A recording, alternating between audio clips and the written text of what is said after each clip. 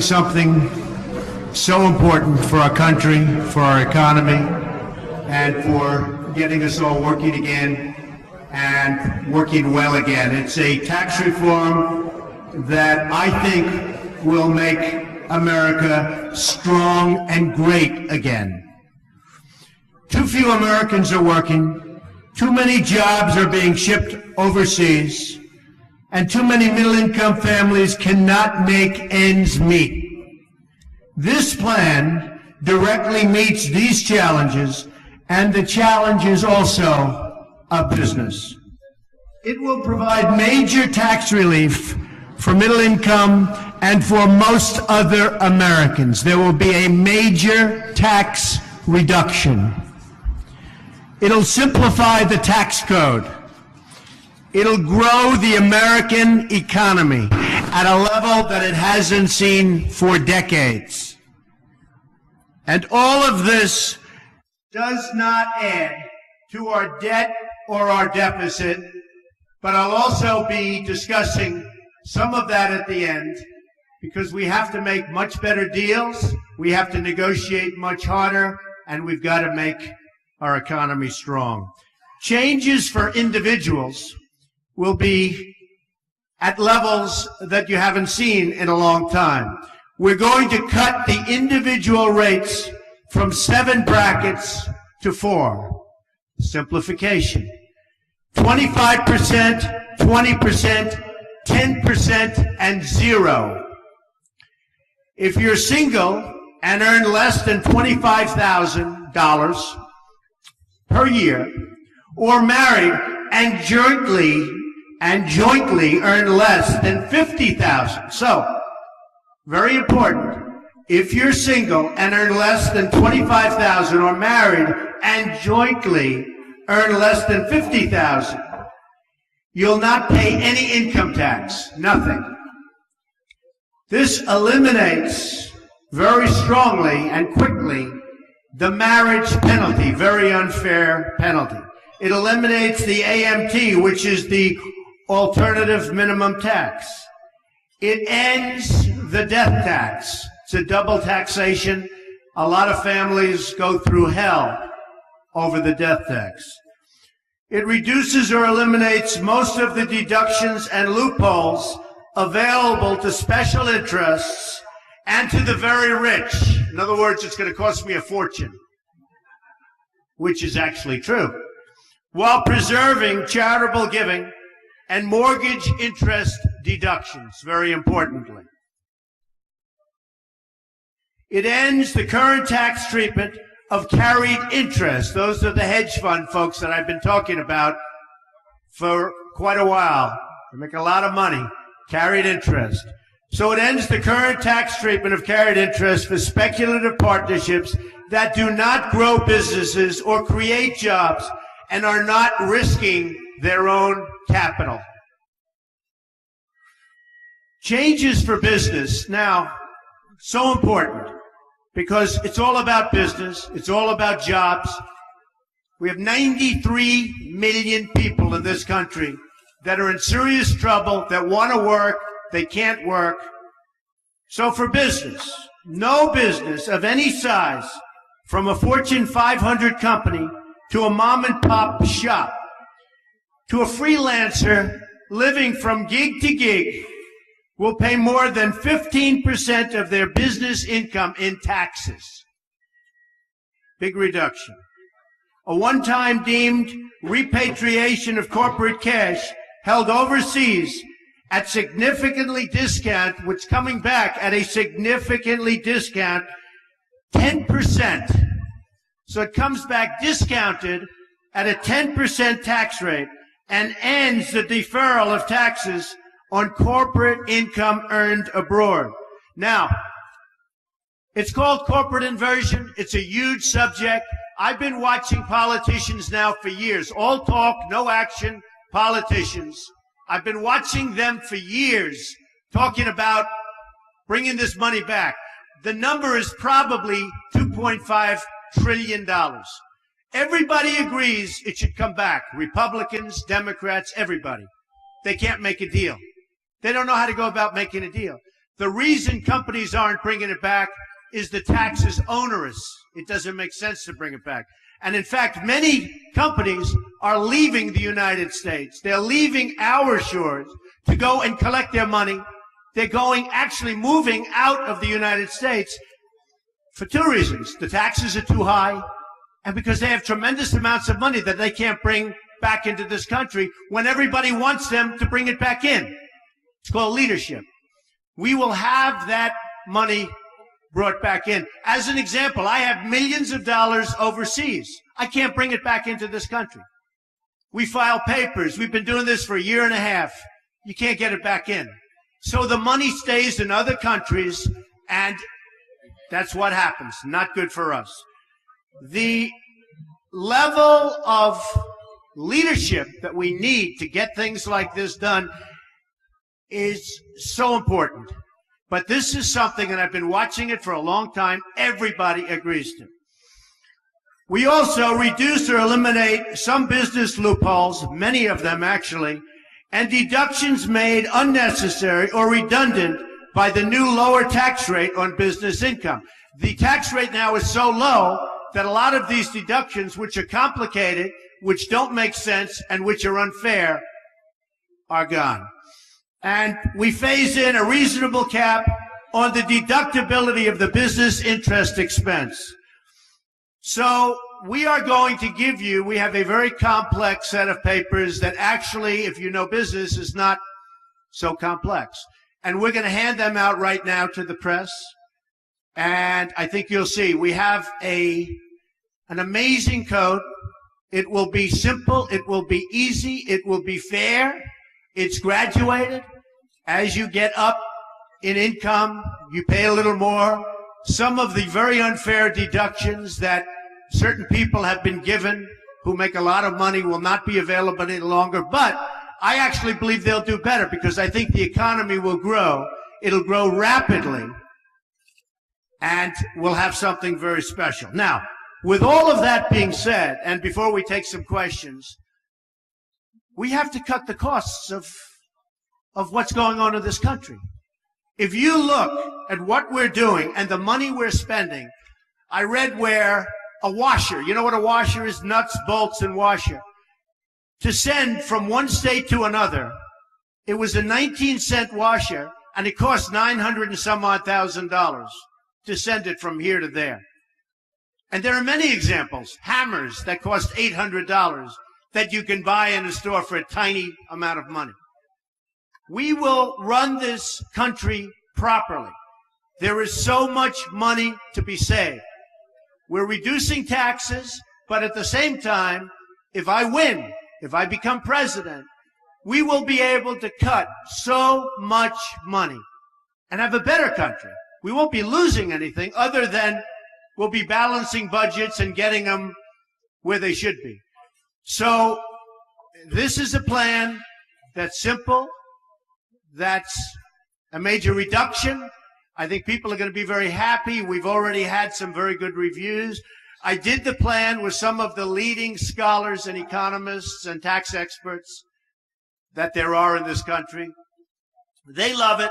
They say, why hasn't this been done before? And this is my wheelhouse. That's what I do well. The economy is what I do well. Whenever they do polls, I always come out way above everybody else on the economy. And on leadership, by the way, but I won't say that. So if anybody has...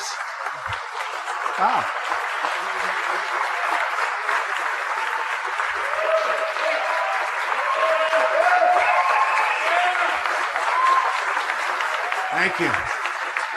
That's amazing. That's some of the press was actually clapping. I don't think I've ever seen that before. All right, why don't we take some questions from the press? Yes, go ahead. No, I'm not going to do that yet. I have to get their approval. But we have some of the top people in the country worked on this. Well, we're looking at a 3%, but we think it can be 5%. It could even be 6%. We're going to have growth that will be tremendous. And by the way, if we have more than 3%, these numbers are really spectacular. And one of the things that they don't take into account in any big league fashion is the cutting. There is so much waste in government that I believe when I get in there, I'll be able to cut without losing anything to cut tremendous amounts off of the, and we're not even showing anything for that. So they're very conservative numbers. Yes, Sarah.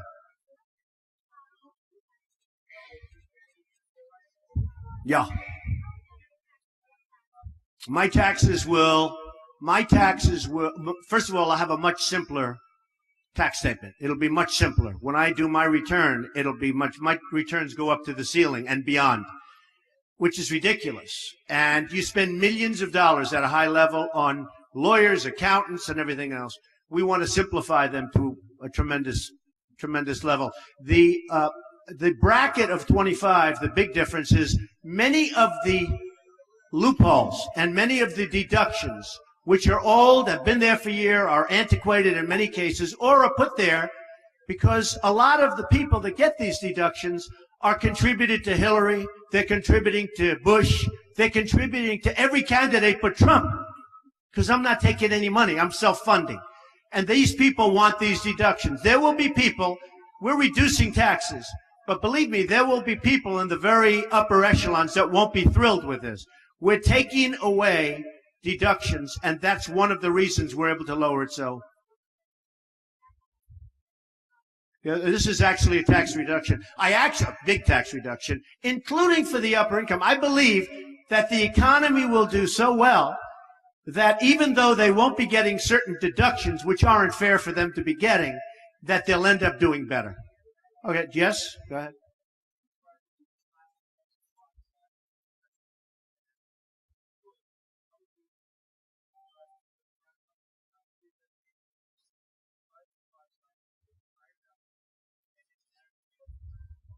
I just think this is a common sense approach. You know, we could say supply side. You could say there's 15 different names given out for different kinds of reductions or increases.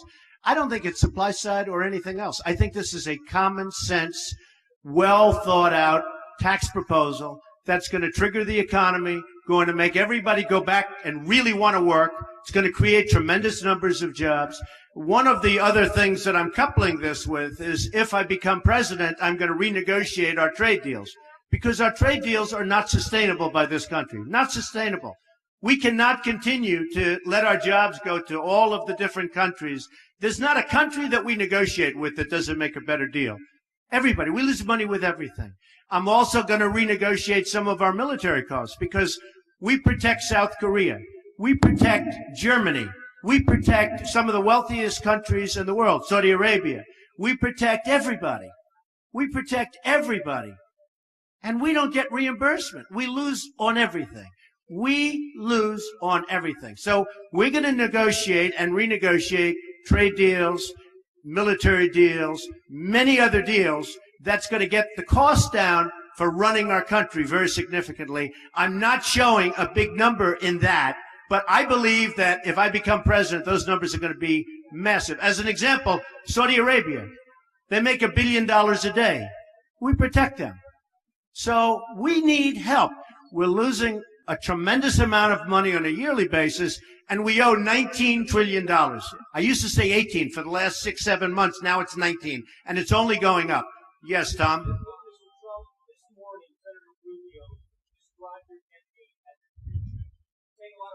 Well, now, Senator, look, Senator Rubio is a lightweight. We understand that. He wouldn't be able to do this. He wouldn't know a trade deal from any other deal. And what certain people are trying to do is they're trying to take, we just went up in the last poll. We went up 2 points in the last poll, and we continue to go up. In the NBC poll, I think we went from 26 to 29. We're going up very strongly in the polls. They don't know what to do about it. I built a great company. You'll see that in 60 Minutes last night. I built a great company. It's a phenomenal company with very little debt, tremendous cash flow. I'm funding my own campaign. Guys like Rubio, I mean, he desperately needs money. Ask the car dealer in Florida. Ask the people that support him. And a guy like Rubio and others, I don't want to single him out. You're singling him out. But they're largely controlled by their donors, the special interests, and frankly, more than anybody else, the lobbyists. I've turned down millions and millions of dollars from lobbyists and special interests because it's not the right thing. It's just not right. And that seems to be resonating very strongly. Yes. Thank you. Thank you.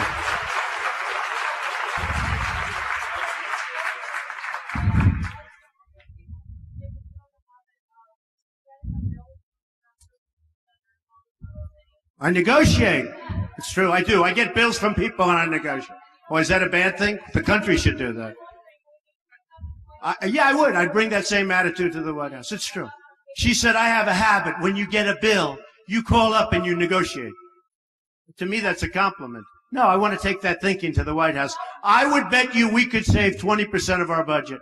I could even say more, but we could save a tremendous amount. That has to be the attitude our country has. You can't spend millions and millions of dollars on doing something that you can do for $2,000. You know, when you look at costs, we just spent $1 million building a soccer field. Okay? A soccer field for our prisoners that happen to be in Guantanamo. Okay? I don't like that. What do you need $1 million for? Level out the surface. Let them play.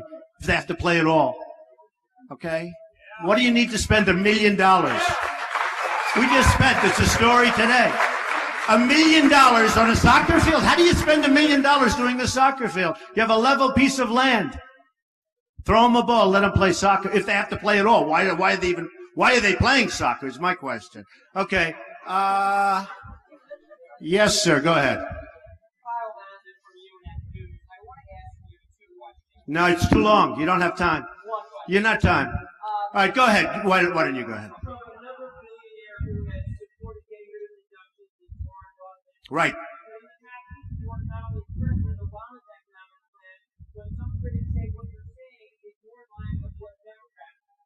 No, not at all. We're lowering taxes, which the Republicans love.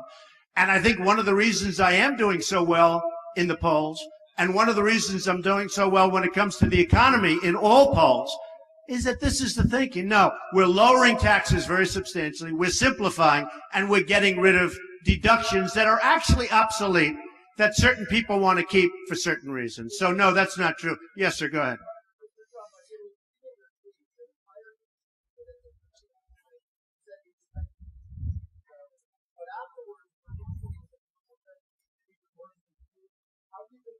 Well, Putin was interviewed and I was interviewed last night. I thought Charlie Rose did an excellent job, but I thought his was a softer interview. Scott Pelley interviewed me. I thought Scott was terrific. I mean, it was a tough interview, but I thought he was very fair. And I thought the piece was very good. Yeah, go ahead. Why is he harder on me than Putin? I would say because Putin is a nicer person than I am. Okay, go ahead.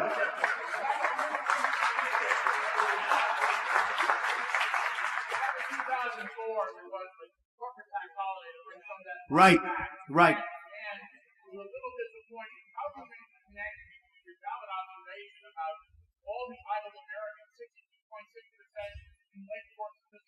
It's the worst in 36 years. Okay. Well, it's a good question, and you can connect the dots. But I guess it has been probably since '04, you know, you're talking about 10, 11, 12 years, that people have wanted to bring the money back into the country.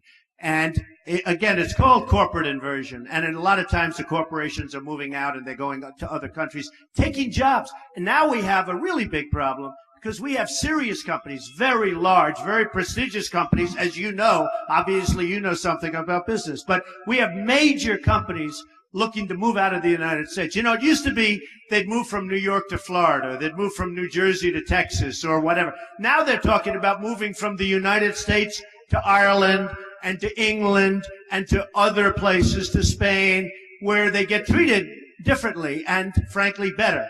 And they're doing that for a number of the reasons, but one of the big reasons, as you know, is taxes. One of the other reasons is to get all of this cash that they've built up and they can't get back into our country. And when this money comes back into our country that everybody wants, it's going to be put to work in our country largely. It can go other places, but largely. And I think it'll be an amazing boon. Now, here's the other thing. They think it's $2.5 trillion. I think it's much more than that. I actually think it's going to be more money than that. And boy, if it is, we have hit pay dirt. Yeah, go ahead, real fast.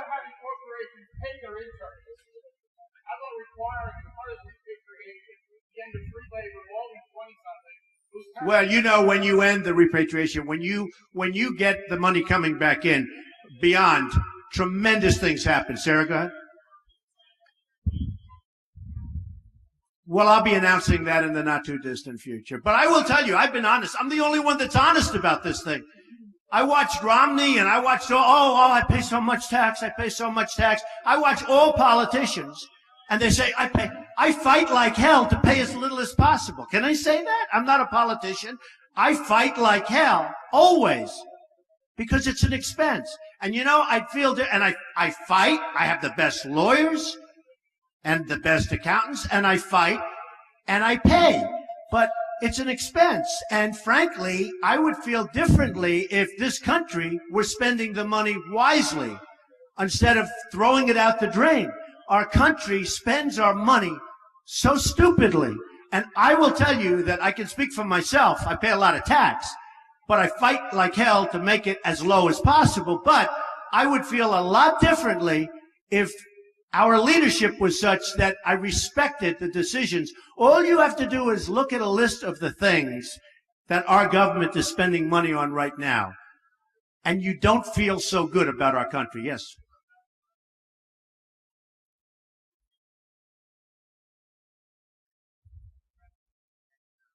Well, I'll tell you what, in terms of income inequality, we're going to create a lot of jobs.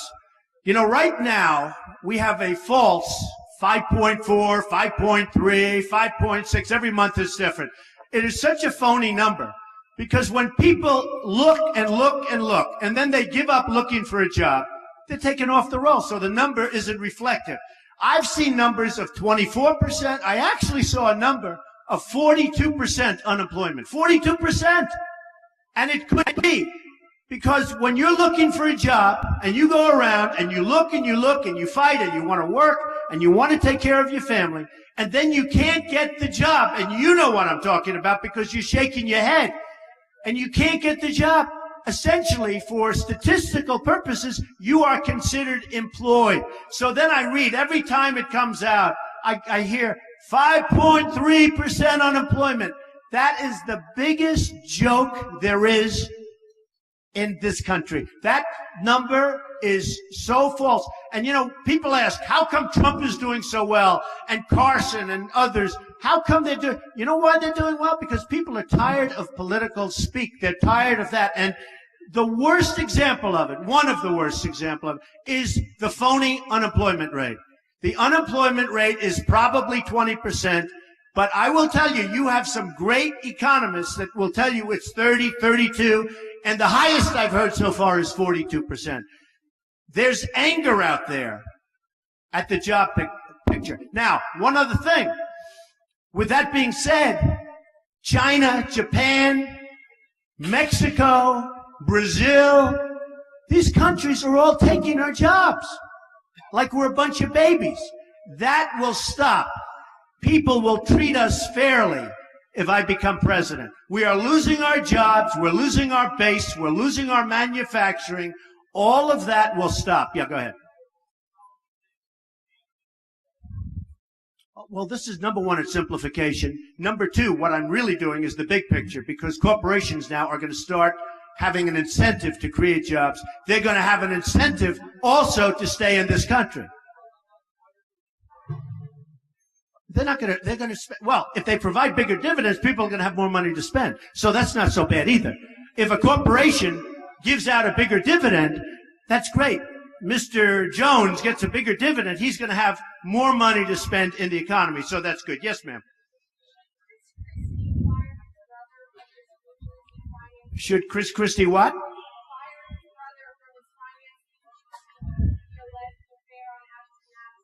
I know nothing about that.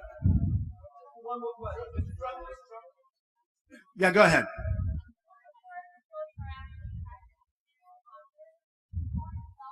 No, I'm not a populist. No, I'm not. I'm a man of great common sense. I'm a man that's built a tremendous company with the best locations in real estate, the best everything. You're here at one of them. I have many of these. I've done a great job. I've employed tens of thousands of people. I employ now thousands and thousands of people. I've done a good job, but I wouldn't say populist at all. I would say I'm a man of common sense.